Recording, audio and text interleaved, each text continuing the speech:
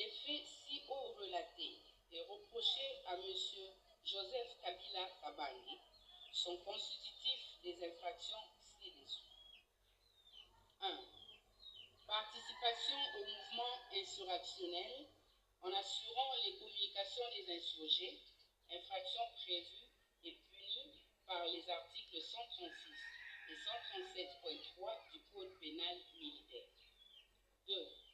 La trahison en entretenant des intelligences avec une puissance étrangère, en l'occurrence le Rwanda, ou avec ses agents, le mouvement terroriste M23 AFC, dans le cas qui nous préoccupe, pour engager cette puissance à entreprendre des hostilités contre la RDC ou pour lui en procurer les moyens, faits prévus et punis par l'article 182 du Code pénal congolais, livre 2.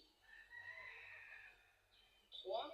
La participation à des crimes de guerre, dont la liste en annexe, telle que prévue et punie par les articles 21 bis.2 ainsi que l'article 223.1a et 2.2 E, V et Z de la loi numéro 15/022 du 31 décembre 2015, modifiant et complétant le décret du 30 janvier 1940 portant code pénal ordinaire.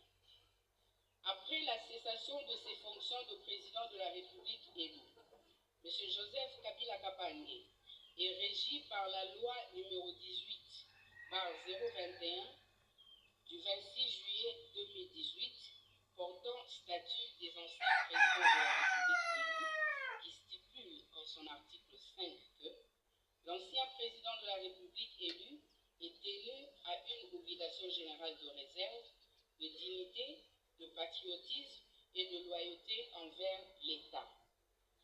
Face aux indices sérieux de culpabilité recueillis en son encontre et aux conséquences incalculables des actes par lui posés, la nation congolaise que nous défendons attend de bon droit qu'une occasion lui soit donnée de fournir ses moyens de défense devant la justice.